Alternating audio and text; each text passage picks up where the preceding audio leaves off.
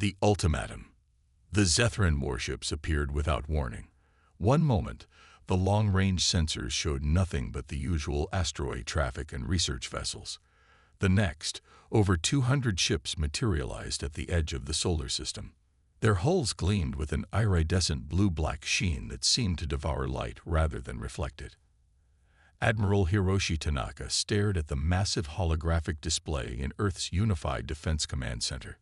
His weathered face, marked by decades of military service, betrayed no emotion as the room around him descended into controlled chaos. Analysts shouted coordinates. Communication specialists attempted to establish contact, and tactical officers ran combat simulations that all ended the same way: total defeat. Admiral. Lieutenant Commander Sarah Williams approached, her tablet displaying the latest analysis. The Zethran fleet consists of 237 warships, including what appears to be their flagship, 3 times larger than anything we've ever encountered. Conservative estimates suggest their firepower exceeds our combined global defense forces by a factor of 20. Tanaka nodded slightly. And yet you don't seem particularly concerned, Lieutenant Commander. Williams allowed herself a small smile. That's because I've seen Project Horizon. Sir. The room fell silent as the main viewer flickered, showing the face of the Zethran High Commander.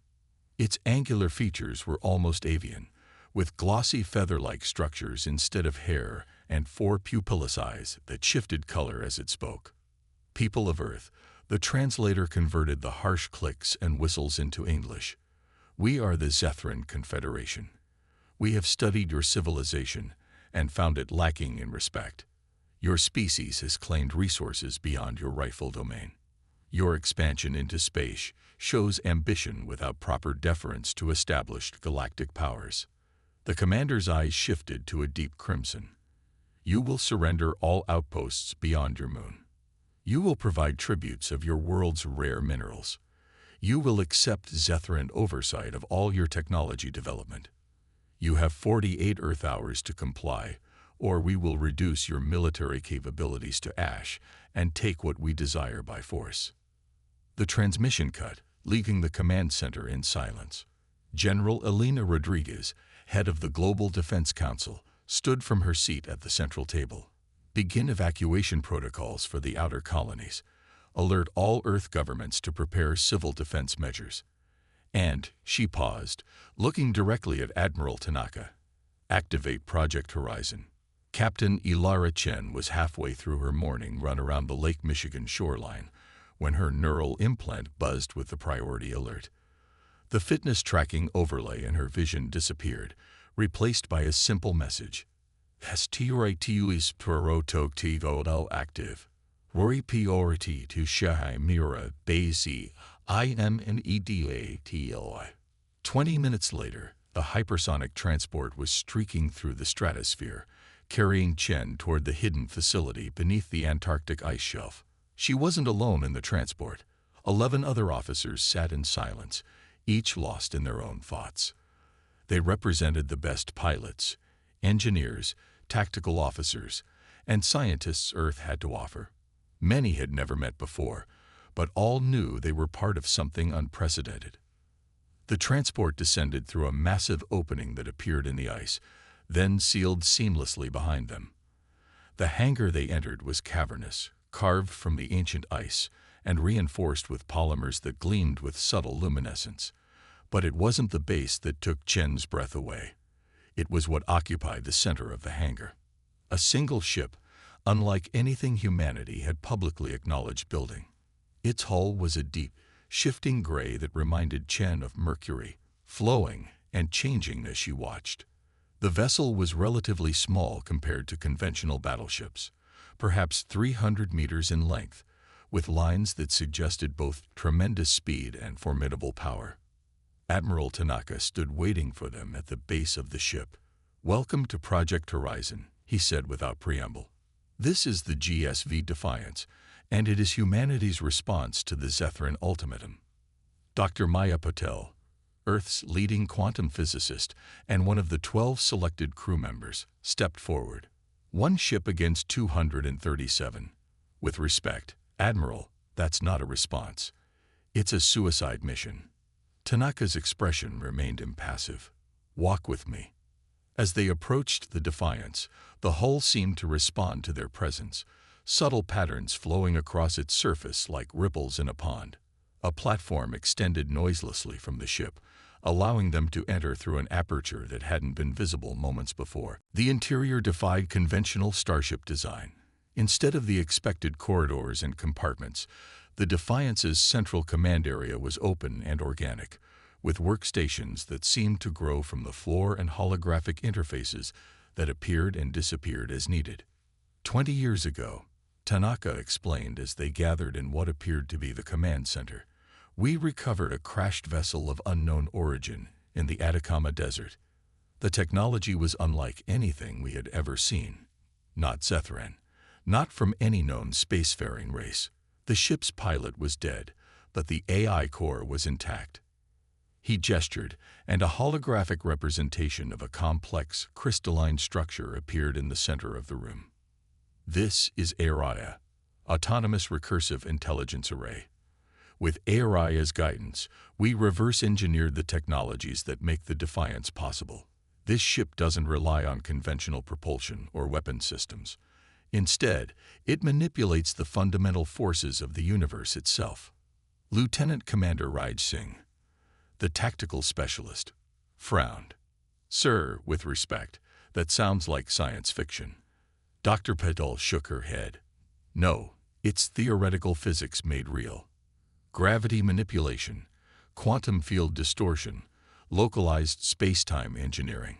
She turned to Tanaka. You've achieved controlled singularity technology, haven't you? The Admiral nodded. The Defiance can generate and manipulate microsingularities. It can create gravity wells to trap enemy vessels, warp space to avoid incoming fire, and focus gravitational forces into weapons of unprecedented power. Captain Chen studied the ship around them. And you kept this hidden from the world. From everyone. Tanaka confirmed, including most of the military. While the public saw us building conventional defense forces and believed we were falling behind in the arms race, the world's governments pooled their resources into this single vessel, one ship with the power to defend Earth against any threat. Why just one? Asked Commander Lu Wei, the engineering specialist. Resources and necessity, Tanaka replied. The materials needed are incredibly rare.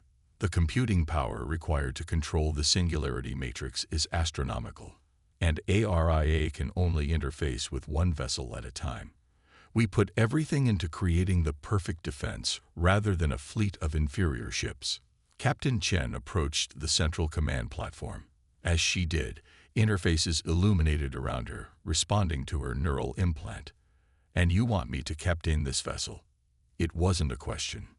Your tactical brilliance, adaptability, and leadership record make you the ideal candidate, Tanaka said.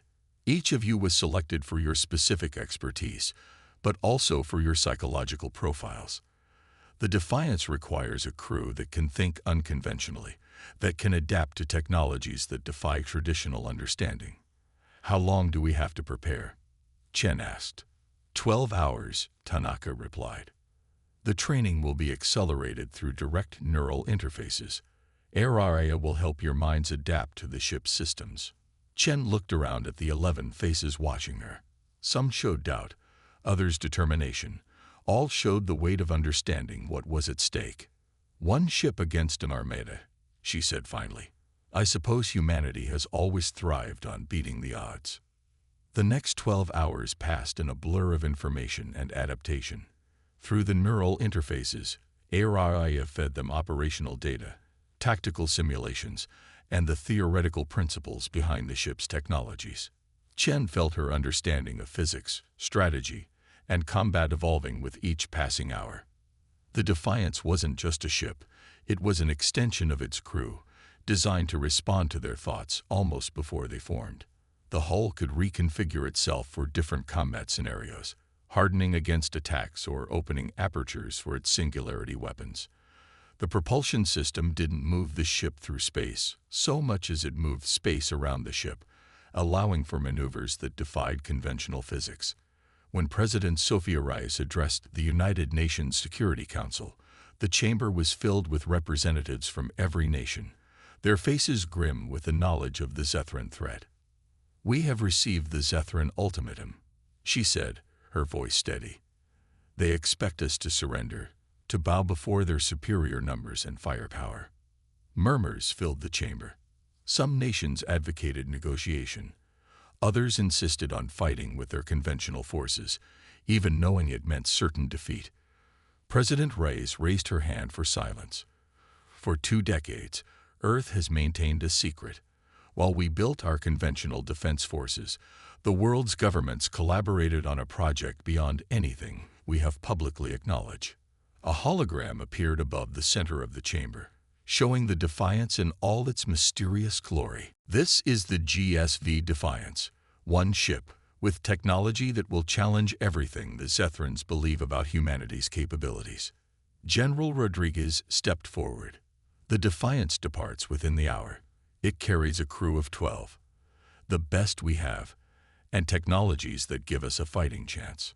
One ship." The French ambassador stood, incredulous, against more than 200. "This is madness." Admiral Tanaka's voice was calm as he responded, "Sometimes, Ambassador, the most effective response to overwhelming force is not to match it, but to transcend it." As the debate raged in the Security Council, Captain Chen and her crew made final preparations aboard the Defiance. The ship hummed with energy as systems came online, the hull shifting subtly as if in anticipation. "AI." Chen addressed the ship's AI. "Status report." A voice that somehow managed to be both mechanical and organic responded. "All systems operating at optimal parameters, Captain. Singularity matrix stable. Quantum shields active. The crew's neural interfaces are synchronized." Chen took her position at the command platform. Around her, the 11 specialists settled into their stations, each connected to the ship through thought and technology. "Our orders are simple," Chen addressed her crew. "We will meet the Zethran fleet at the edge of our solar system. We will demonstrate humanity's resolve and capability. And we will ensure that any species that threatens Earth understands the consequences." As the GSV Defiance rose silently from its Antarctic berth, screens around the world showed the Zethran High Commander receiving Earth's official response. President Rice stood tall as she addressed the alien leader. "The people of Earth have considered your demands and found them unacceptable. We do not surrender. We do not submit. We will defend what is ours." The Zethran commander's eyes flashed with contempt. "Then you will be destroyed. Our fleet stands ready." "As does ours," President Rice replied, a slight smile touching her lips. "The GSV Defiance will meet your armada at the orbit of Neptune. One ship, High Commander. That is all we need." As the transmission ended, the Defiance accelerated away from Earth, leaving a ripple in spacetime as it embarked on humanity's most audacious gambit, the reckoning. The GSV Defiance moved through the void with a grace that defied its purpose as a weapon of war. As Neptune's blue expanse grew in the view screens, Captain Ilara Chen studied the tactical display showing the Zethran fleet -237 warships arranged in a precise geometric formation that spoke of military discipline and overwhelming confidence. "They're not even attempting to conceal their positions," observed Lieutenant Commander Singh from his tactical station. "They want us to see their numbers." "When you have that much firepower, subtlety becomes optional," Chen replied, her fingers dancing through the holographic interface that connected her directly to the ship's systems. "AI. Analysis of Zethran formation patterns." The AI's voice resonated through the command center. "Their arrangement suggests a standard Zethran engagement protocol. Tiered attack waves designed to overwhelm and surround. The central vessels, including the flagship, are protected by concentric defensive rings." Dr. Patil approached the central platform, her eyes reflecting the holographic display. "Captain, I've completed my analysis of their shield frequencies. The Zethran use a cascading harmonic barrier, impressive by conventional standards, but vulnerable to targeted singularity disruption. Chen nodded. Good work. Commander Liu, status of our singularity matrix. The engineering specialist's hands moved through holographic controls that seemed to respond before he even touched them. Matrix at full capacity. All 12 microsingularities are stable and responsive. Quantum shields operating at 100%. Chen surveyed her crew, 11 specialists who had trained for years for various space missions, but only hours for this specific vessel. Yet the neural interfaces and AI's guidance had accelerated their adaptation. They moved and worked as if they'd been aboard the Defiance for years. The Zethrans are hailing us, announced Communications Officer Diallo. Chen straightened her uniform. On screen, the holographic display shifted, revealing the Zethran High Commander. Its 4 eyes shifted through shades of yellow and orange, emotions the Earth scientists had interpreted as a mixture of amusement and contempt. This is your defense. The alien's translator converted its clicks and whistles. One vessel. We expected your surrender, not an insult. Chen's expression remained neutral. This is Captain Ilara Chen of the GSV Defiance. We are humanity's response to your ultimatum. Your species' arrogance exceeds even the reports. The Zethran commander's eyes flashed crimson. Perhaps this demonstration will clarify your situation. It gestured to someone off-screen. Target their vessel with a single destroyer.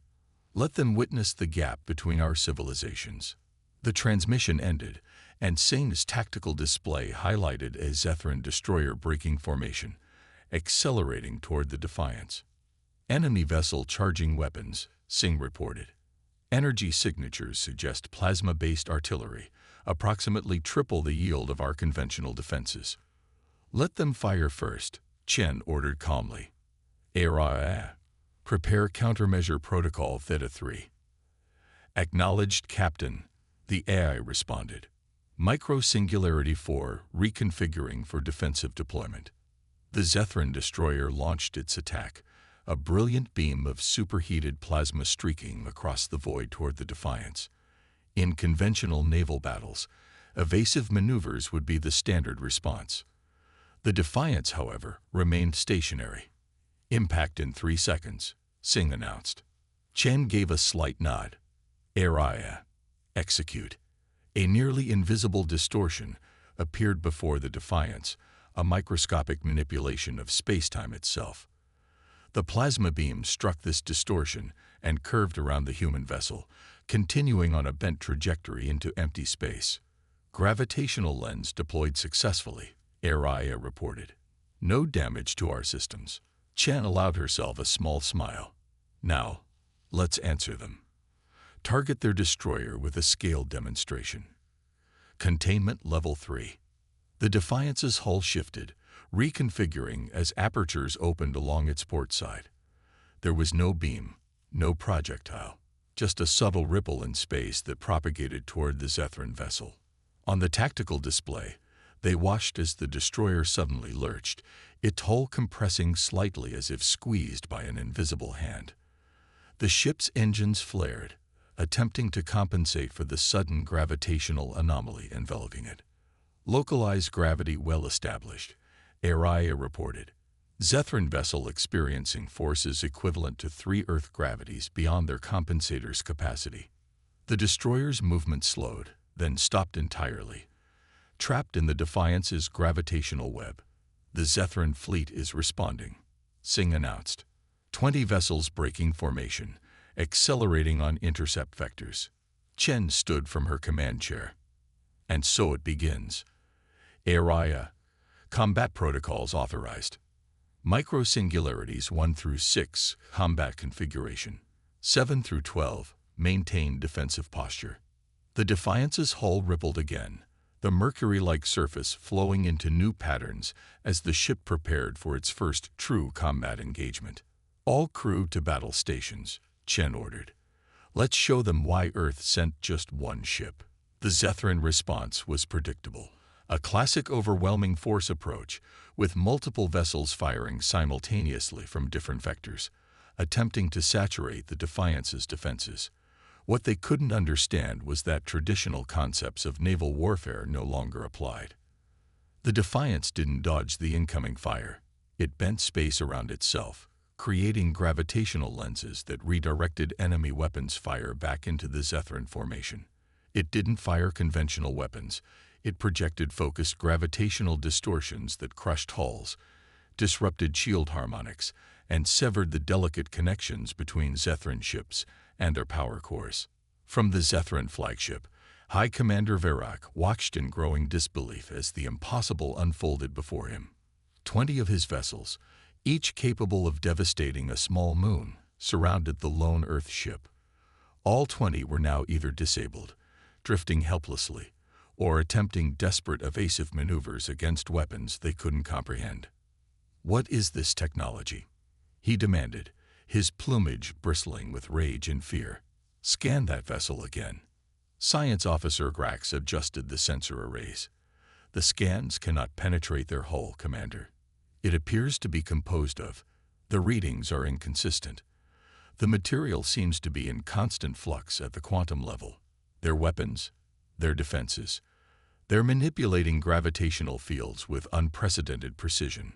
Grax replied, its voice conveying the scientific awe overriding even its fear. "They're creating localized singularities, controlling them somehow. This technology it should be beyond any species at their development stage."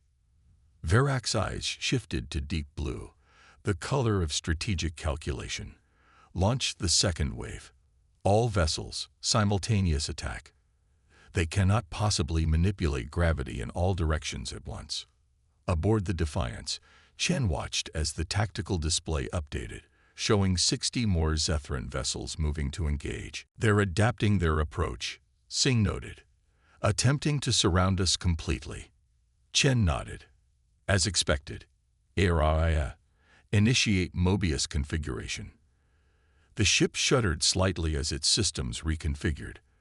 The 12 microsingularities within its core began to rotate in complex patterns relative to each other, creating a gravitational field that existed partially outside normal spacetime. "Mobius configuration active," HFY confirmed. "Gravitational shell established." As the Zethran vessels opened fire from all directions, their weapons encountered the Defiance's gravitational shell. But instead of being deflected outward as before, the incoming energy was caught in a loop, circling the human vessel in an ever-tightening spiral before being redirected into a focused point. "Energy capture at 87% efficiency," reported Commander Liu. "Containment field stable." Chen's eyes narrowed. "Target their command vessel.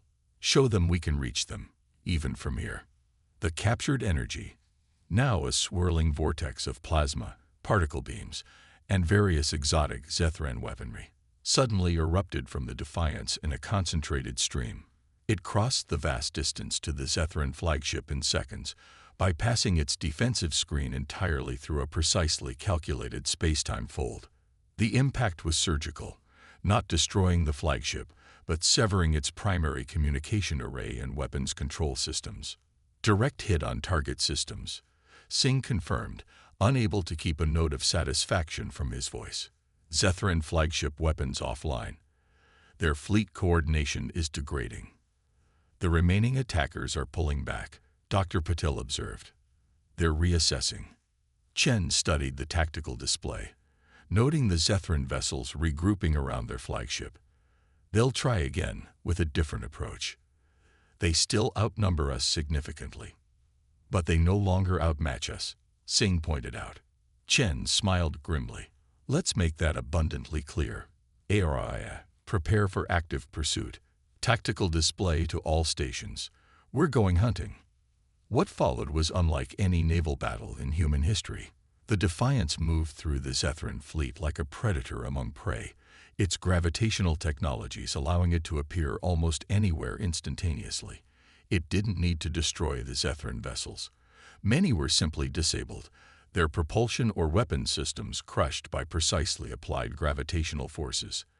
From the damaged Zethran flagship, High Commander Verak watched his mighty armada being systematically dismantled by a single vessel. Nearly a third of his ships were now drifting, disabled. Another third had suffered significant damage, and still, the human vessel showed no signs of weakening. "Prepare my shuttle," he ordered suddenly. His second-in-command, Grax, turned in surprise. "Commander, I will speak with them directly," Verak said, his eyes shifting to a deep purple that none of his crew had seen before. It was the color of revelation. There is more happening here than a mere battle. When the small Zethran shuttle launched from the flagship, holding position at a respectful distance from the Defiance, Captain Chen was not entirely surprised. The neural interface with ARIA had given her insights into Zethran psychology that went beyond the standard briefings. "They're requesting permission to dock," Officer Diallo reported. "The High Commander wishes to speak in person." Chen considered this. ARIA. Assessment. "The shuttle contains 5 life forms and minimal weaponry," the AI responded. "It poses no significant threat. However, I detect unusual scanning technology attempting to analyze our hull composition." Chen smiled slightly. "Looking for our secrets. Let them approach, but maintain gravitational damping fields in the docking bay. Their technology won't penetrate our defenses." When High Commander Verak stepped aboard the Defiance, escorted by 4 armed guards, he found himself in a reception area that seemed to defy the laws of physics. The walls flowed like liquid metal, yet were solid to the touch. The lighting came from nowhere and everywhere. Captain Chen stood waiting, flanked by Singh and Dr. Patel. "High Commander," Chen greeted formally. "This is unexpected." Verak's 4 eyes studied her, then swept around the chamber, taking in every detail. "You achieved what no species has managed in 3 centuries of Zethran expansion," he said finally. "You surprised us."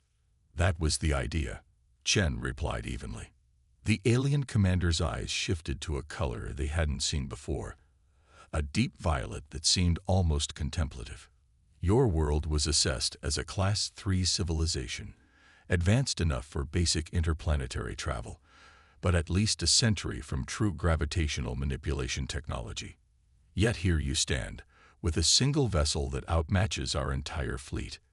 Perhaps your assessment protocols need revision," Chen suggested. Verak made a gesture that might have been agreement. "I have authorized a general stand-down of Zethran forces. I propose negotiations for a mutual withdrawal and the establishment of diplomatic relations." Chen raised an eyebrow. "That's a significant change from your ultimatum." "The circumstances have changed," Verak replied simply. "The Zethran Confederation does not waste resources fighting wars it cannot win. And more importantly, we value knowledge and advancement. Your technology interests us." "I'm not authorized to share our technologies," Chen said firmly. "Nor would we expect you to," Verak countered. "But perhaps there are other forms of exchange that would benefit both our species." As the Defiance returned to Earth orbit, escorting the Zethran flagship, now on a diplomatic mission rather than a conquest, the news spread rapidly across the planet. Crowds gathered in cities worldwide, watching the live feeds from space as the vessels entered synchronized orbits. In the Unified Defense Command Center, President Reyes stood with Admiral Tanaka, watching the tactical displays. "One ship," Reyes said softly. "You were right." Tanaka nodded slightly. "Sometimes, Madam President, the best defense isn't strength in numbers, but strength in innovation. We couldn't match their fleet, so we transcended the need to." On the main screen, the image shifted to show Captain Chen and High Commander Verak signing the preliminary accord that would establish formal relations between Earth and the Zethran Confederation. It was not a document of surrender by either side, but rather the beginning of a cautious respect. "And what happens when they build their own version of the Defiance?" Reyes asked. "They'll try," Tanaka acknowledged. "But ARIA is unique, the result of technologies we still don't fully understand ourselves, and by the time they make progress, we'll have moved forward as well." 6 months later, Captain Chen stood on the observation deck of the newly constructed Horizon Station, watching as 3 more vessels took shape in the massive construction base. They resembled the Defiance, but each incorporated refinements and advancements based on what they had learned. Dr. Paddle joined her at the viewport. "The Zethrans have been surprisingly cooperative," she noted. "Their scientific exchanges have actually accelerated our understanding of singularity physics." "They're pragmatists," Chen replied. "They recognize a superior technology and decided it was better to be allies than adversaries." "And the other galactic powers?" Chen smiled slightly, still adjusting to the new reality. That humanity isn't just another emerging species to be exploited or conquered, but a civilization with unique contributions to make. Beyond the station, the Defiance moved in a holding pattern, its mercury-like hull shifting and flowing like a living thing. One ship that had changed the course of human history. One ship that had transformed humanity's place in the galaxy. "Sometimes," Chen said softly, "quality matters more than quantity. One perfect solution can outweigh 1,000 adequate ones." As if in response, the Defiance's hull briefly formed a pattern that resembled a spiral galaxy, countless stars moving in perfect harmony around a singular center. Then it shifted again, becoming once more the enigmatic vessel that had redefined possible.